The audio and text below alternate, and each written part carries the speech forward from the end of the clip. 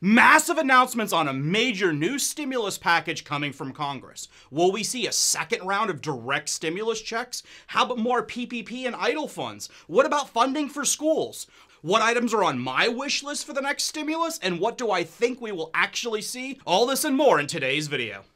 Hello and welcome to Stephen Carlson Show. I'm Stephen Carlson. I'm a tech entrepreneur, real estate investor, author, YouTuber, volunteer paramedic, and I'm a fan of coffee. The frustration about the political infighting is so infuriating. It would be so nice if both parties would just stop trying to use this pandemic to gain additional votes for their party in the upcoming election and instead focus on what's right for the people, irrespective of political leanings. Mitch McConnell's staff updating Republicans on what's coming down the pike. Apparently, what's coming down is a $100 per week proposal for an unemployment boost. This would be extended through December 31st, but this is dramatically down from the $200 boost that we were thinking we were going to get this morning, and it's way down from the $600 boost that we currently have for unemployment pay. Thanks, Kevin. Excellent reporting as always. Honestly, I kind of have mixed feelings about this, and I'm not talking about political ideology here. There are some sectors of our economy that were hit so hard that they were left with no other option but to close their business. Thus, there are fewer employers with vacant jobs open needing to be filled. In those sectors where people are willing and able to work, they should be given the unemployment stimulus bonus to kind of help them through this time. Then on the other end of the spectrum, there are well-documented cases of businesses that are desperately trying to rehire people, and they're having difficulty hiring these individuals because people are making more money annualized on this unemployment than if they had just gone back to work. Now, this opens up another can of worms for another discussion regarding livable wages, and that we simply just cannot give it justice in a 2-minute segment. If you want me to focus an entire video on livable wages and the argument for and against, comment down below and let me know. Now, what is essential in today's discussion is, can businesses rehire employees so they can reopen our economy while still protecting the individuals that are willing to work but unable to find work due to business shutdowns? Honestly, I see both sides. Some are calling for the $600 per week to continue, and others are arguing that it only is going to slow the opening of the economy. A temporary fix that I propose would reduce some of the issues from both sides. To receive the $600 per week unemployment bonus, one of two requirements should be met. Number one, your previous employer is closed and out of business, or number two, your former employer provides written notice to your state's unemployment office showing that they are unable to offer you the same hours that you had previously due to the pandemic. Of course, people could still abuse this, but I feel it's the easiest fix without adding massive complexity and government bureaucracy for verification. In either of those cases, I feel that it helps the people that are in need and removes the temptation for lazy people to, well, be lazy. And come on. We're friends here, right? So we can be honest with each other. We all know that there are many terrific, hardworking people out there that just basically got screwed over.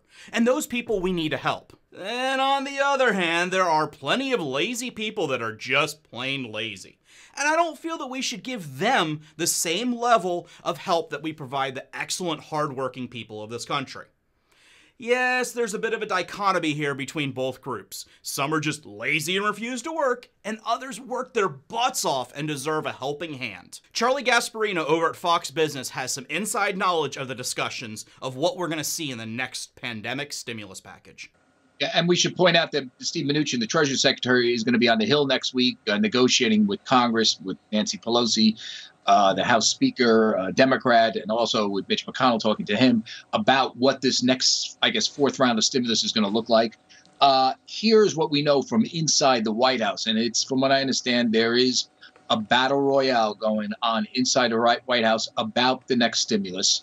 And it pits Mnuchin, as I mentioned, against Larry Kudlow, the head of the NEC. Now, Larry Kudlow, we should point out, is a supply sider. He believes in cutting taxes.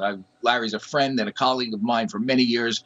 I know where his heart is. And from what we understand, he and Mnuchin are at odds over the stimulus. Mnuchin wants to keep and extend the unemployment insurance plus that $600 check He wants to still give that to people, those stimulus checks, wind them down over the course of the year, but still give them. Kudlow, on the other hand, doesn't want that. Kudlow wants a big, fat payroll tax cut, and that's where the battle lines are being drawn. Kudlow's supporters are mainly in the Senate. Tom Cotton, from what I understand, the senator from Missouri, from Arkansas, conservative, definitely wants a payroll tax cut. Maybe Mitch McConnell does as well. But on the other hand, Mnuchin has on his side Jared Kushner and Ivanka Trump, and maybe even the president, who is starting to talk more about these stimulus checks.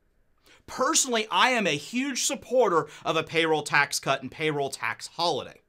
I understand it will take a lot longer to get actual cash in the hands of people rather than a direct stimulus check, but why not do both? We can give everyone some cash now and still cut their payroll taxes. Currently, employees lose a little over 15% of their paycheck to payroll taxes per year.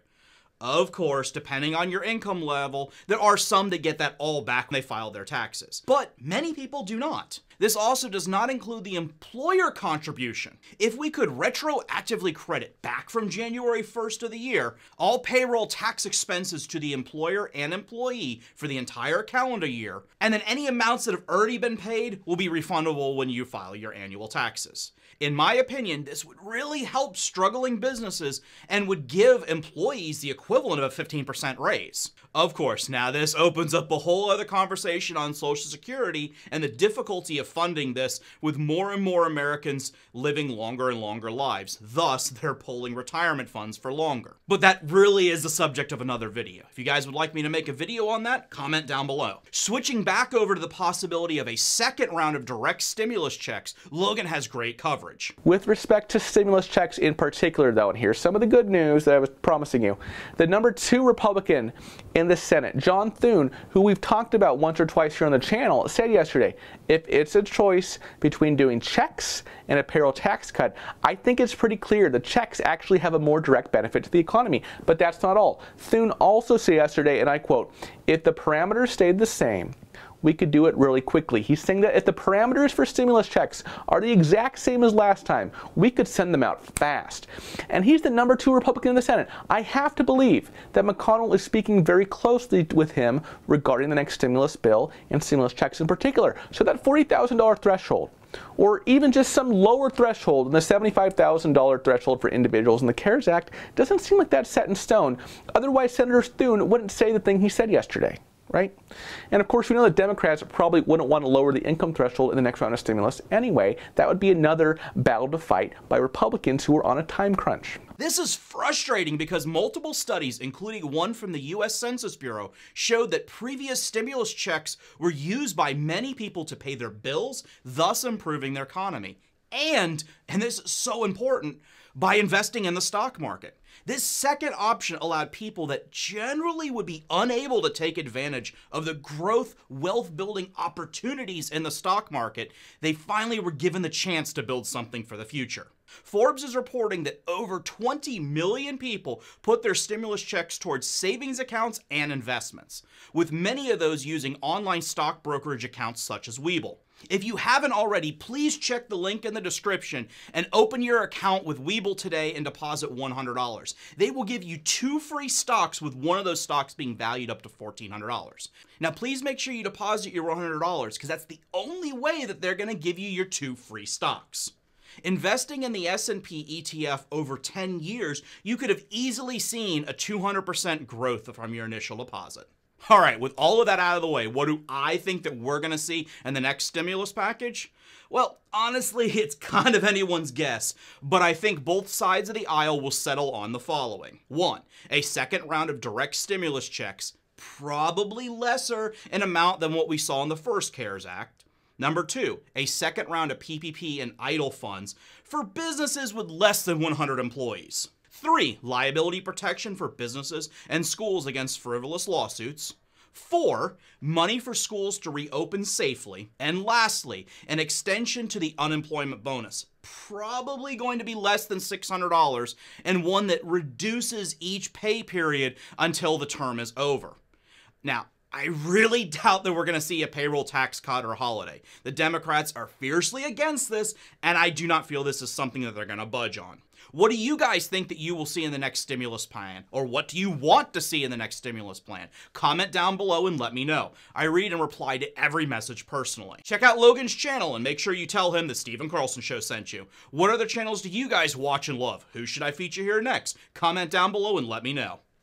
Thank you very much for watching. Please make sure you click like and subscribe. Doing so really helps with the YouTube algorithm, and it's something I appreciate a lot. Thanks, and I'll see you on the next one.